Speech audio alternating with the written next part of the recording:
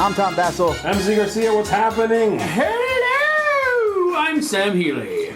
And this is one of 5 videos in which we're going to be talking about games that you might be interested in buying for others for Christmas. For others. Now, what we've tried to do in each video is give you games that are available to purchase. Of course, our show is sponsored by Cool Stuff, so that's one place to check. But look online and you probably can find these games. Either they're already out or they're about to come out in the next month or so during the Christmas season. At least we think. Okay? So what we're going to each do is we each picked 4 games, which makes 12 games.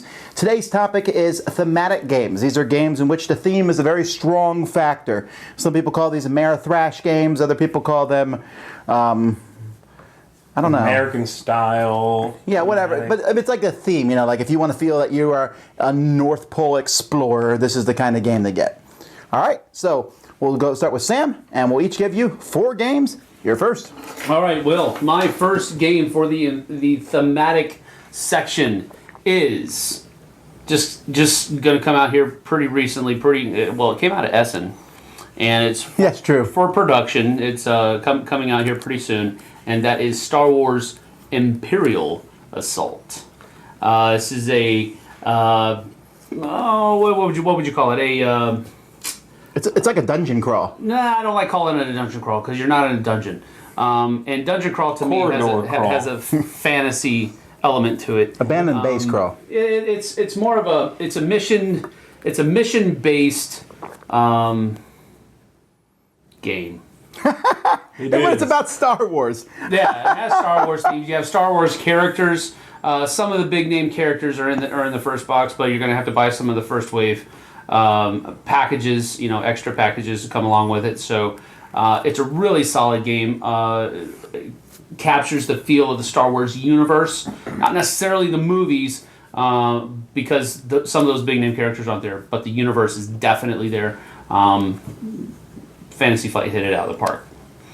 Very cool. All right, my first game is finally in print, which seemingly all year it's been out of print, but that's Marvel Dice Masters. The current set that you can find easily is Uncanny X-Men, and Marvel Dice Masters is a great 2-player game, although they have 4-player rules on the internet now, 2-on-2. Yeah. But it's a great 2-player dice game where you have different dice representing different characters in the Marvel Universe. You're rolling and fighting each other. Think a cross between Magic the Gathering and a bunch of customized dice. Really like it. Really feel like the theme comes through. It's not that inexpensive. It is a collectible game, but if you buy a starter, you will be fine for a while. You could buy a starter and several boosters are really cheap too, and every booster you get is something you could use in the game right away. Yeah. So I really like this one, Marvel Dice Masters. Very cool. My first game is also a 2-player game, though it has a much darker theme, and that is Claustrophobia, which is a dungeon crawl, though you're basically in caves below a city. One player plays the minions of hell, and the other player plays these characters who are pushing them back into the catacombs and keeping them at bay. It's a very thematic game, has great component quality, very cool artwork, very nicely done miniatures, and I think it's a slam dunk. So if it sounds cool, if you're okay with that darker theme, and you want to try a quick, very well done 2-player dungeon crawl, Claustrophobia would be my recommendation. All right, cool. My next recommendation would be an Egyptian-themed area control game called Kemet. Kemet is just that. It's area control. You have your own armies, and you have these little 4-sided dice that you have that has different powers that you can use, and you have these other cards over here that will give your armies special abilities and that type of thing. And you're basically trying to get the most points, of course, to close out the game. But it's a very, very straight up back and forth. There's no turtling that happens, which I like. You have to get out there. You have to get out and fight the other opponents. So Kemet is beautiful artwork, great miniatures, very aesthetic, very thematic, a very good time. Kemet. All right, my next game just was recently released, and I've always wanted to fly dragons around a board and attack other people, and that's Dungeons & Dragons Attack Wing. And if you buy, again, this is another one where you buy a starter set, but it's not necessarily collectible. You can just buy different units. But the base set comes with 3 dragons, and you can fly them around and attack each other. And then if you want, you can add giants and wizards and archers and all sorts of things and make a big giant battle.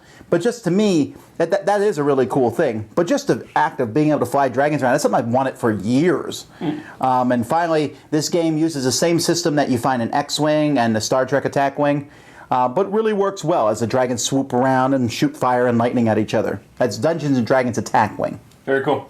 My next game is a big thematic co-op game in which you are stranded on a desert island and you are fighting off several things and you are attempting to survive. The game is Robinson Crusoe. It is a scenario-based game in which you are, each time you play, setting up a specific scenario, and that scenario will tell you what you have to do to win. You might have to build a big pyre of wood and light it up, and that's how you survive. You might have to swim out and rescue things from a ship, or help someone survive, or many, many things. The game has a lot going on. Out of the box, you will get lots of play, and there's an expansion for it if you want to go that route. Very well done, very thematic, very challenging co-op game, Robinson Crusoe. That's the word I was looking for. Imperial Assault is a scenario-based campaign game. It is not a dungeon crawler. Okay. All right, my next game is a game that I've really enjoyed for a long time. It has recently gone through an upgrade to a 2.0 level, and that is Battle Lore. The original Battle Lore was something that I really enjoyed, but I'm talking about 2.0. They've really taken it to the next level with very, well, I wouldn't say very, but definitely an innovative setup scheme where you can literally choose, each player chooses what kind of terrain hits the board from a pool, of course.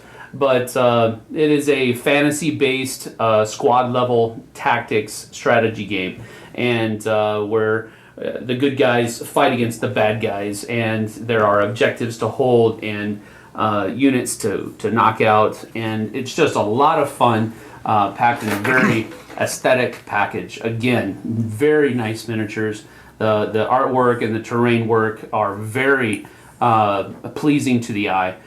So you can really immerse yourself into the battle very easily with Battle Lore 2.0.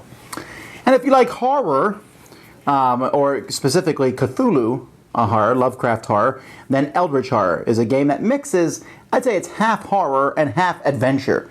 Because you're a bunch of adventurers going around the world. It's a cooperative game in which you're working together to stop Cthulhu or Yig or whatever evil monster is trying to destroy everyone and every person.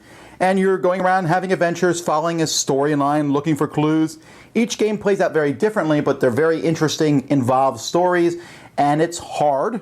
I mean, quite hard, very involved, but if you like the Cthulhu mythos, I think this one is a very strong candidate. And that's Eldritch Horror from Fantasy Flight Games. Very cool. My next game is also a co-op game, the one that is steeped in history. It is just a very, very strong game thematically, and that is Freedom, the Underground Railroad. This is a game that has a lot of value, not only because it is a very good game and a very interesting co-op and does make everyone work together, and game can be tough to win, but it also has that historical background, which is very well done, very well researched, and you can use the game even as a teaching tool for that purpose. Very impressive game from Academy Games that has put out a lot of other excellent historical games. And this is, I believe, the only one they've done that is a co-op game. So you can play by yourself. You can play with younger kids and help them along. So it makes for a good family game that is also very thematic. So my next choice here is a Freedom, the Underground Railroad. Okay. All right, and my last installment or recommendation for the thematic 12 Games of Christmas is a World War II scenario squad level 2-player combat game called Memoir 44. It's put out by Days of Wonder, and it has a lot of expansions that are also available for it, but a lot of fun and a lot of theme comes in the base game. You have a lot of scenarios to get started with.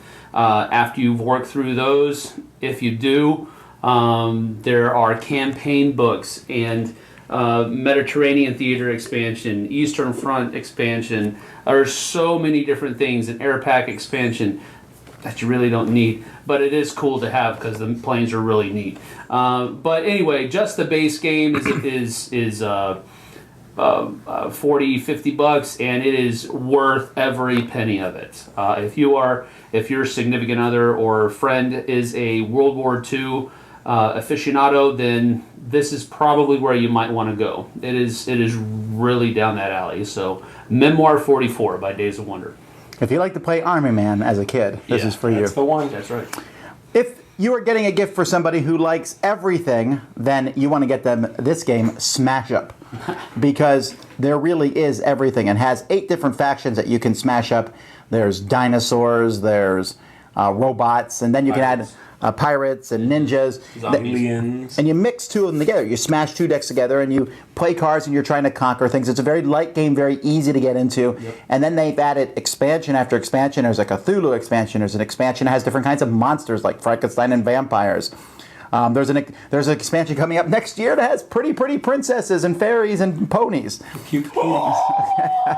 But regardless, I mean, you can kind of pick and choose. But just the base game alone, with 8 factions, gives you a lot of different. I mean, that's 28 different combos of decks that you can make from the original set. Mm-hmm. So and it plays very easily and well, 2 to 4 players. So that's Smash Up.